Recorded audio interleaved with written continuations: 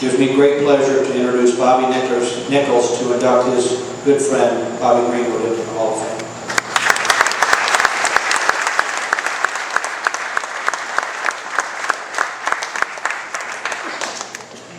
Thank you, Dick. I appreciate that very much. Bobby Greenwood called me, about 2 months ago. And he said, I want you to have dinner with Elma and my daughter and myself. And by the way, before I introduce Bobby, God has really blessed him with Elma. She is absolutely the most caring, giving, wonderful woman that I have ever been around in my life. She is so compassionate, and Elma, you're just a great blessing to Bobby Greenwood and his beautiful daughter, Viola.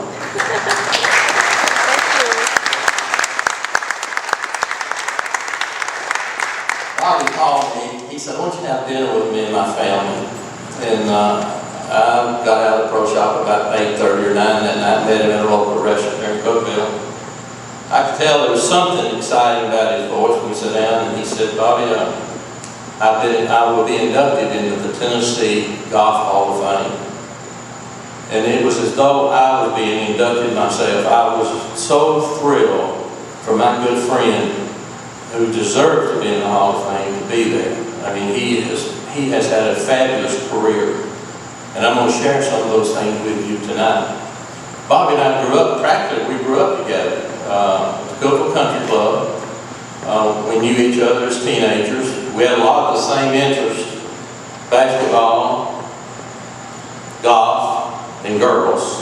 Not necessarily in that order, I might add. Notice I didn't mention academics there in any form. Bobby was a great athlete. I mean, he was a tremendous athlete. He was the first athlete in golf that I ever saw work out with weights.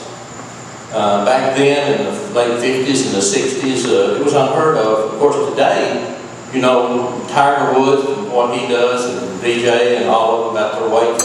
In fact, at Tennessee Tech, we have a strength coach, and my men and women are lifting weights and working out almost every day.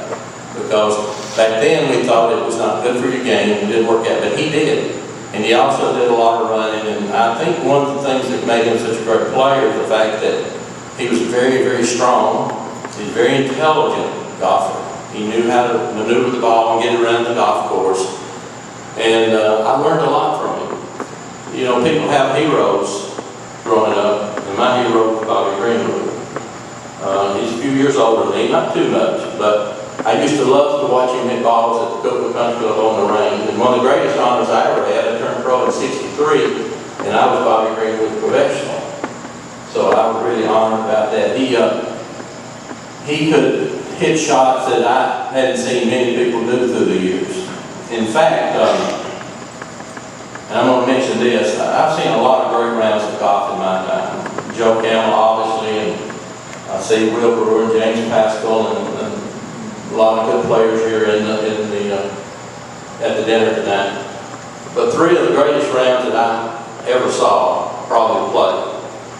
I got to witness Ben Hogan play 18 holes at Augusta the last year he was there, 1967. It was in a practice round. And Bobby got to play with him and got to watch him practice a lot. But I got to watch Hogan play at Augusta, and I just was amazed at what I saw. The PGA, this event was held at Morristown, Bobby Bray's golf course, and I got paired with Gibby Gilbert, Bobby Bray, and I'm not sure if James Pascal was in that group or not. He may have been. And Gibby Gilbert shot 64 that day in a very, very tough win. It was a great round of golf. But I was paired with, Bobby and I qualified for the United States program in Cincinnati, Ohio, at a course named McAtee Walk. Some of y'all may have played there. A tough, tough golf course. We shot 63, and I never helped the man on a single hole in 18 holes. He hit every green and every fairway. Never missed a single shot the whole day that we were there. I was just amazed at how he could hit the ball and the shots that he could hit. we played in a lot of pro-ams. I remember we went a 4-year stretch one time and won 11 pro-ams. And it was due to the amount of birdies this man could make. He was just an outstanding player. The Southern Intercollegiate, I think I've got that right, in Athens, Georgia, was played there in 1963. They may still hold that tournament. I'm not sure about that. But I was playing golf with Coach Will Brown at Tennessee Tech, and we got invited down to Plain. And I believe it was a 54-hole tournament. Is that right, Bob? The best I remember, I think it was. 4 rounds. Okay, had to cut then, because I came back to cook one. That's just a rain. But anyway, at the end of the second round, of course, they were pairing your high scores teed off first, and I had my usual 7:30 tee time. Bobby was in the afternoon, and so when I got through, I went out and caught him on the back nine. Here again, he had every fairway, every green. When I got back to the motel, and we went out to eat, I told the boys on the golf team, I said, and by the way, Omar Blancos was there, Kermit Sarley, I remember those two for sure. There's several All-Americans there. I said, Bobby Green will win this golf tournament. They said, you're crazy. You win this golf tournament. I said, well, we'll see. He was hitting so good. I said, in fact, I'll tell you what I'll do. I'll bet everybody here a milkshake if Bobby Greenwood wins this golf tournament. Of course, they jumped on that in a hurry. So did Coach Brown, by the way. And to make a long story short, I drank 4 milkshakes. Coach Brown never did pay me. He's 95 years old, and I'm going to remind him of that the next time I see him. Bobby played in the, he won the tournament, by the way, I might add. Bobby played in the Memphis Colonial Invitational. He drew the first round Jack Nichols. Some of you all may know about this. Going to 17, they were all tied. If you read Jack Nichols' book, My 55 Ways to Lower Your Score, you will see on page 105 how he said Bobby Greenwood from North Texas State beat him. Nichols made a 30-footer on 17 to go 1-up. Now, I played Colonial years ago. Joe, you played it. I'm sure there's other people here in the audience that have played it also. 18 was par 5. Bobby had a driver and a 3-wood, 5 feet from the hole. Had about a 6 or 8 inch break in it. Nichols hit a driver and 1-iron, knocked it over the green, and almost chipped it in coming back, flipped it out. Bobby made that 5-footer for eagle, went to the first hole sudden death, hit a 3-wood and a 7-iron an inch from the hole, and defeated Jack Nichols. And 9 months later, Jack Nichols won the United States Open. And I think it's one of the few, if it was the only match play that Jack Nichols ever lost. In my record. Now, he may have lost others that I didn't know about, but it was just an outstanding round of golf. Like I say, I've been around Bobby a long time, and I've seen a lot of tournaments that he has won through the years, and he's just been a fabulous player, been a mentor of mine. I've enjoyed watching him play. I've enjoyed playing with him. He has a tremendous record, which I'm going to read to you here in just a moment. I certainly don't want to leave out anything that I think that would be interesting to him. He graduated from Cookville Central High School. From there, he went to Riverside Military Academy in Hollywood, Florida. I believe that's right. It was 2 different states. It was in Georgia and then moved to Hollywood, Florida. He was just inducted into the Sports Hall of Fame in Riverside Military Academy for 3 sports: basketball, baseball, and golf. In one season in baseball, he hit 10 home runs. He had a scoring average on the basketball team of 32 points. Now, I can tell you about him shooting basketball because we played on the same church league team for several years. And every game that we ever played in that he played with us, we won. We never lost a game. Now, we wasn't there. It was a different story. But when he was there, he was averaging something like 35 or 36 points a game then. Then he left after a year at Riverside. We called it a prep school back then. And he attended Tennessee Tech for 1 year. Played on the golf team with Coach Raymond Bull Brown. They won the Tennessee Intercollegiate, which was a really big tournament back then. They won at Oak Hickory Country Club. Bobby was runner-up in the tournament. And then he was also runner-up in the Ohio Valley Conference Championship. He then transferred to North Texas State, where he was a 3-time All-American. his senior year, he was first team. That was a 6-man team too. I'm pretty sure about that. He was runner-up 3 times in the Missouri Valley Conference Championship too. That's 4 runners-up in 4 years. I've never heard that before. Joe, you may have. I know you won 2. But he was runner-up 4 times in that. He was also inducted into the North Texas State Sports Hall of Fame, also in golf.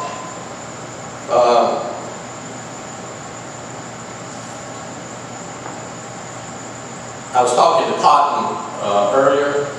In the early 60s, Cotton, Bob Toski did a seminar for us at your place. And after he did the seminar, they asked him some questions. And one of the questions I remember distinctly to this day, they said, and I'm sure at that time, Bob Toski related to Bobby Greenwood as North Texas State, not as Tennessee, not a resident of Tennessee. And he was asked this question. He said, who has the best golf swing you've ever seen? And I remember Bob Toski, and of course, if those of you who don't know who he is, he's an outstanding, world-renowned teacher and was a good player himself. He said, that's a hard question. He said, there's a lot of good swings out there. And he said, there's a lot of bad swings that get the job done. But he said, if I had to pick the 3 best swings I've ever seen in golf, he said, Sam Snead, well, that's obvious. We all know what kind of golf swing Sam Snead had. His record proves that. Gene Littler, I don't know if y'all are familiar with him or not. I used to watch him hit golf when I was out on the tour. He had a tremendous golf swing. And he said, a young man y'all probably never heard of, Bobby Greenwood. Remember that Cotton? And he said, Bobby Greenwood. Of course, Bobby being from Cookville, and I relayed that to Bobby later on. And I agree. I think Bobby probably had one of the best golf swings I've ever seen. And of course, he worked on it a lot. He spent a lot of time working on his swing, and I watched him hit many, many balls. In fact, the caddies at the country club used to get in an argument who was going to shag balls for him. They didn't want to shag for anybody else because they'd run them all over the driving range, but Bobby hit them right at it. In fact, he had a caddy that would catch his golf balls in the shag bag. I've seen it happen many times. The caddy had one of his Wilson bags with kind of a thick bottom, and that caddy would catch those balls in his shag bag.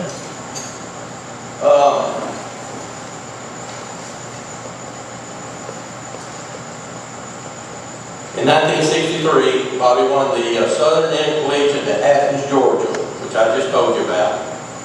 Also in 63, he won the top of Texas in Tampa, Texas, and I got to watch that. In fact, I got to play him. Here again, I had that 7:30 tee time. Bobby was the last group off for the day. Wind was one, that's in Tampa. If y'all ever been, that's down in the Panhandle. If you've ever been down there, you know what the wind's like.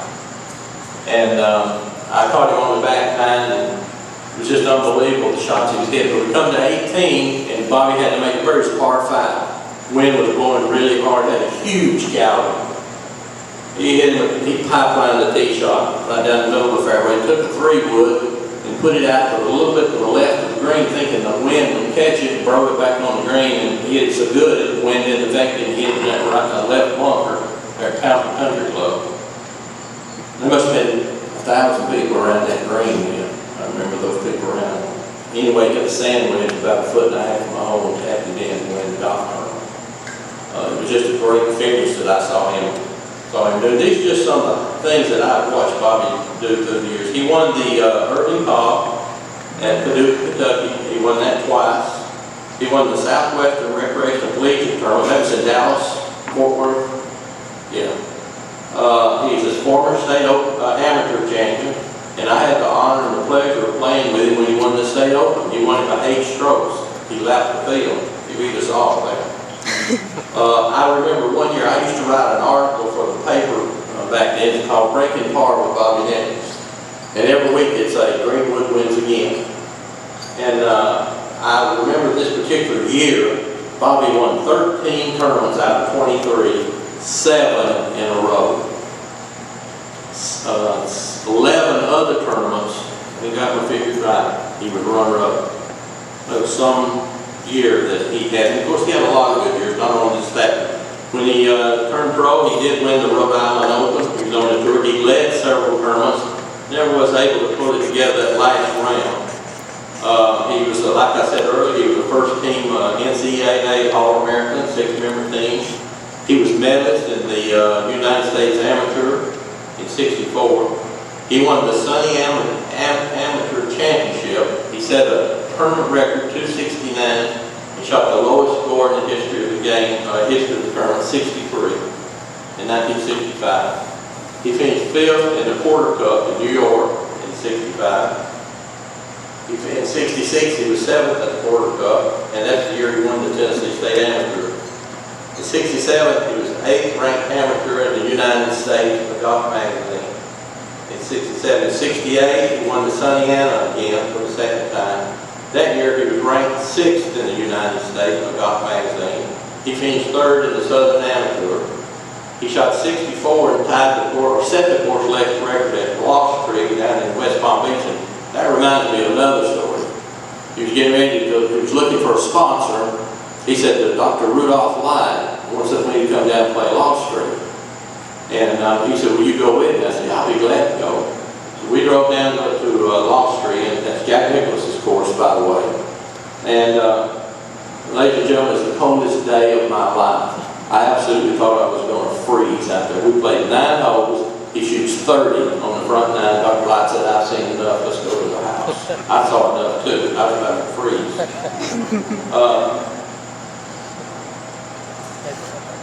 This was his amateur, and I've left out a lot of tournaments. It'd take all night for me to sit and tell you about all the golf tournaments that I saw this man win. I see a good friend back there, Jim Hudgens. Mr. Hudgens used to take me when I was 16, 17, and 18 years old to follow Bobby Greenwood playing tournaments. And I used to love to go up and watch him play. And Mr. Hudgens would take me up to watch Bobby. In 1969, in 1968, let me tell you what happened in his career. As I told you earlier, we played on the church league basketball team. We both love basketball. We enjoy playing. I'm still involved in it. I'm still a referee. I'm a TSSAA official. Believe it or not, all this weight, I can still get up and down the floor a little bit. We were playing in the old Jerry Whitson school that burned down this year. We were playing over there one night, and in this church league, and of course, Bobby went full bore, and whatever he did, he was a competitor. And he went in for a layup, and a former football player there slam dunked him to the floor. And when he hit, his hand hit like this, flat. And he got up, and I walked over there. I saw him doing this, and I said, what's wrong? He said, I've hurt my ribs. I said, I'll rub a little dirt on it. It's going to be okay. He said, Bobby, I think there's something bad wrong. I said, no, come on. We got to win this game. He stepped up to the free throw line. He went to shoot, and the ball just kind of went off the end of his hand. He turned and walked out of the gym, went straight to the emergency room. I went with him. He'd broken his wrist. He broke the navicular bone. It's a floating bone in his wrist. It's very vital in being able to move and work your ribs. He was in a cast for 6 months. He had a cast on his hand for 6 months. In that 6 months, I remember him coming out to the club, and that was when I was the golf professional at the Country Club. He came out and he was working his left hand, lifting weights, doing all this stuff. Well, he developed tendonitis in his left hand. Now, I've had tendonitis. In fact, 2 weeks ago, I had an injection in this thumb, this right here, and I know the pain in tendonitis. So the man he's lost his right hand, he's got tendonitis in his left hand. And yet he went on to qualify for the PGA Tour, and he never really got over it. I think had that not have happened, we might have been reading a much longer resume here than what I've read tonight. He never really got over it. The injury, I think, plagued him from then on. Because I've played with him lots of times, and he would say, I just can't finish. I can't play. My wrist is hurting me so bad. And I think that, without a doubt, I think that hurt his career. He did qualify at tour school. He tied for 3rd with Johnny Miller. And that in itself, if any of you know, that is a real feat in itself, just to qualify at that event. I was 2.5 years out there, and I know how tough that can be. He's played with some great players through the years, as Joe Campbell has. He's played with some great players. He's played, oh, and by the way, he was elected to the Texas Cup team. Top 10 amateurs in the state played the top 10 pros. And in his match, 1963, he played Byron Nelson. And he shot 67, Byron shot 68, beat Byron one up. And Byron was playing pretty good golf in 1963 because I saw him play. Bobby played with, of course, Sam Snead, Ben Hogan, Byron Nelson, Terry Middlecoff, Julius Forrest, Arnold Palmer, Jack Nichols, Gary Plater, Lee Trevino, Chi Rodriguez, Johnny Miller, Billy Casper, Gene Litter, Tony Jacklin, Doug Sanders, Roberto DiVincenzo. Most of you all remember him. He was a wonderful player. Tom Watson, Hale Irwin, Tommy Bolt, Gay Brewer, Billy Maxwell, Jerry Barber, and Johnny Revolta, and Robert Wayne Nichols too. And Joe Campbell, that's right. So he's played with some outstanding players through the years. He's just, he has really blessed my life. He is a very generous man. I'm not going to tell you some of the things that he has done and given to help people out, because he didn't tell it. He didn't want other people knowing it. But I can tell you firsthand that this man has done a lot of good things to help a lot of people through the years. And Bobby, I'm just so proud of you. I don't know what to tell you, but I'm so proud of your accomplishments and what you have meant to me, what you have meant to golf in Tennessee, and what you've meant to golf in Cookville, because you certainly put us on the map. And with such an outstanding record, it's my honor and my privilege to present Bobby Greenwood for the induction into the Tennessee Golf Hall of Fame.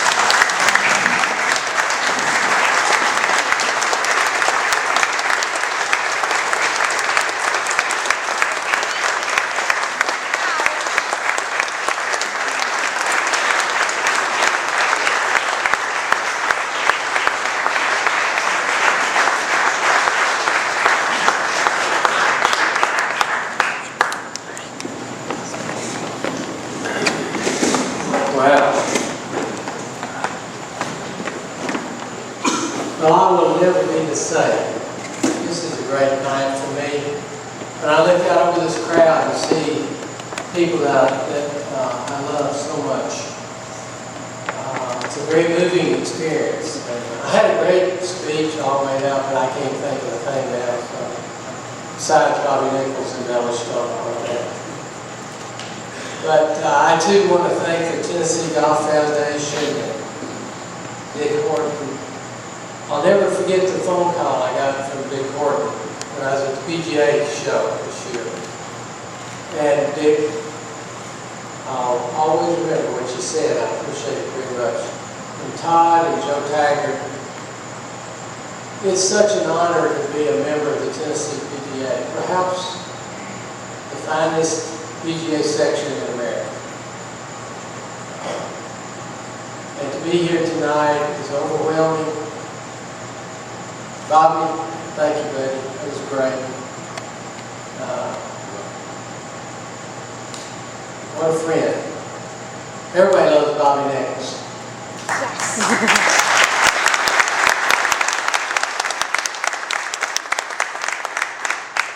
And I wish that everybody could be standing where I am here tonight. People have come from so far away, El Paso, Texas, Don Van Pelt, Sahara Slide Company, Melbourne, Florida. Lady took me to play in the British Open when I was the head pro at Sundry. A dear friend. I love her to death. Frank McKay from Riverside Military Academy. My sister got me down in the floor and measured me for my uniform because I didn't want to go. She said I needed a little class, I need to learn how to study, so thank you, Ann. I appreciate you doing it. I love you. Joe Thompson said, do not say golf has been very, very good to me. Well, I've got my handkerchief here because I tell you, I'm kind of sentimental anyway, and I'm really moved. I really am.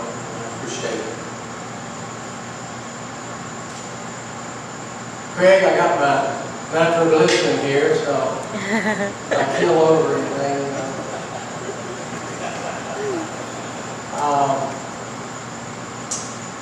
I could name a lot of people out there. I want to thank Mark Davis for providing motel rooms for my friends through Trade Bank. Thank you, Mark. I appreciate that very much.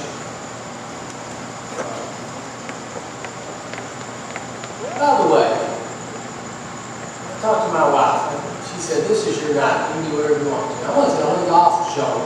I never have told a golf joke. Now, a lot of you have heard it, but some of you haven't. It's my favorite joke.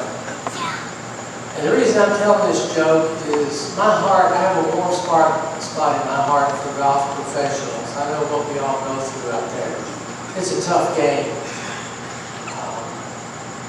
Hogan said one time, you have to have a great capacity for disappointment to play this game. And anyway, these two guys are in the grill room. They just finished playing. He said, "Oh, I'm terrible. I'm the worst player in the world." I guess you got no idea. I'm worse than you. He said, "No." He said, "Well, you got your card there. Let's compare cards." They said, "Okay." He said, "Okay, what'd you make on the first hole?" He said, "I made X." He said, "You're one up." Good. Hey, Joey would like that. Anyway.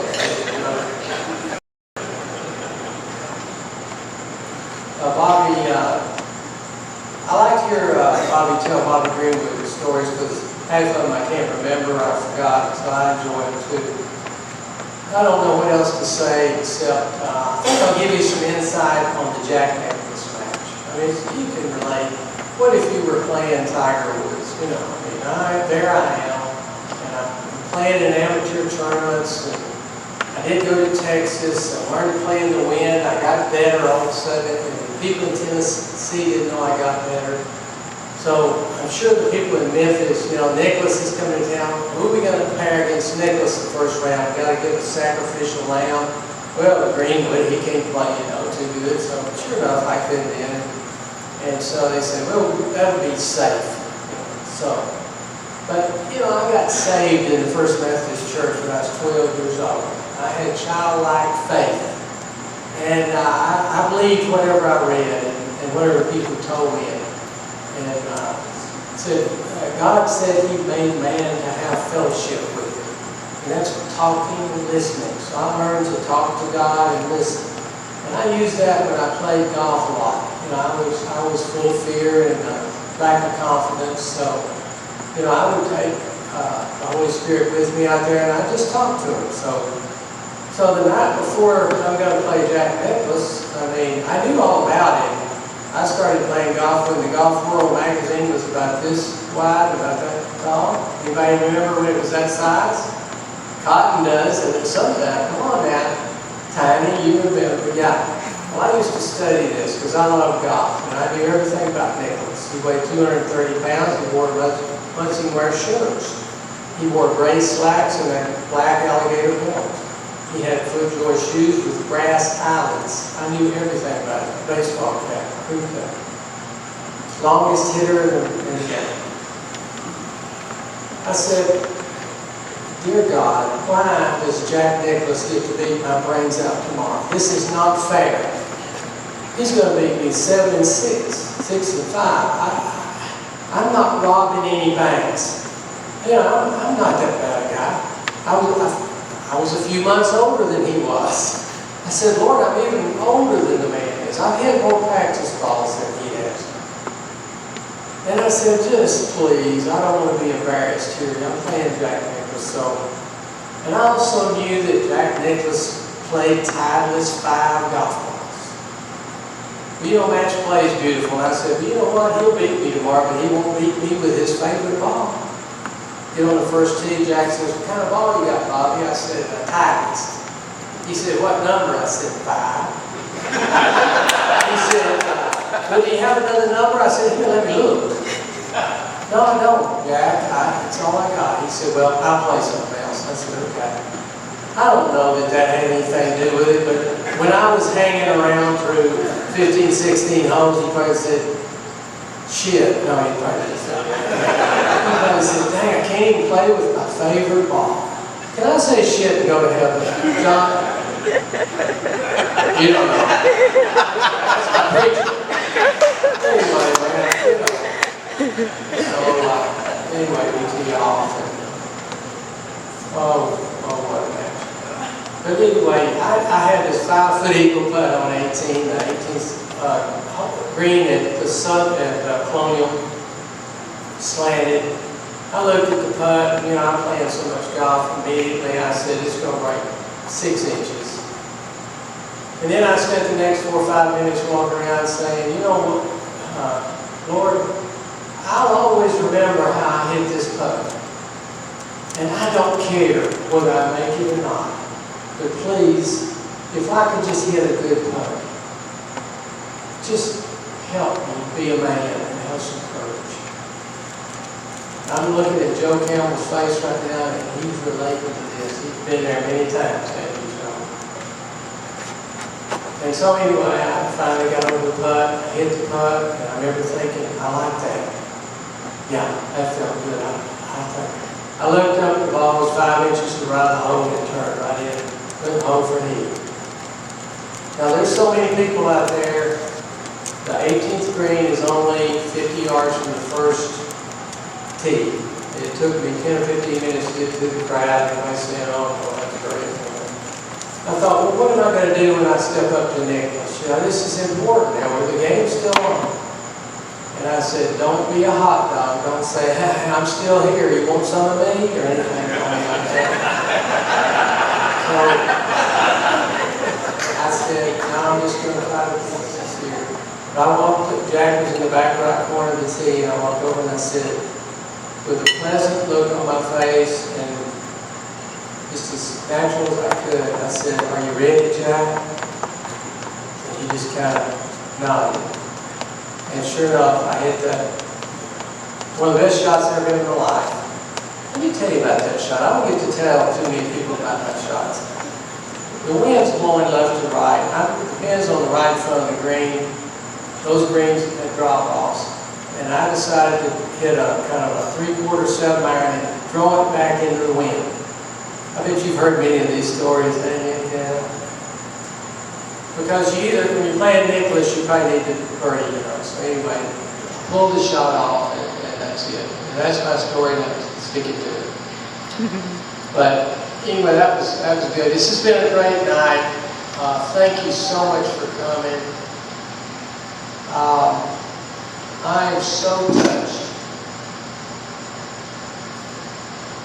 that if you will allow me, I'm through, and I wonder if you'd allow me to thank my Father in prayer. We're just hanging there with you just one more minute. Let's bow our heads just a minute. Dear God in heaven, Lord, I thank you so much for this night. I appreciate these people that have come here tonight. It's been a wonderful time, and I just pray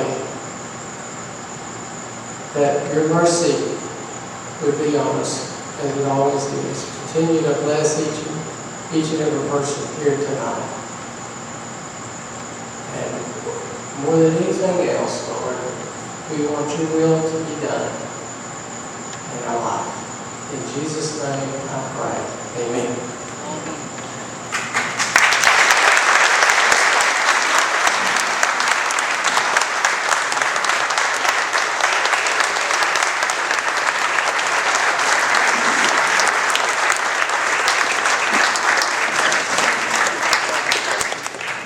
Ladies and gentlemen, thank you all for being with us tonight. It was a wonderful evening. Congratulations, Joe and Bobby.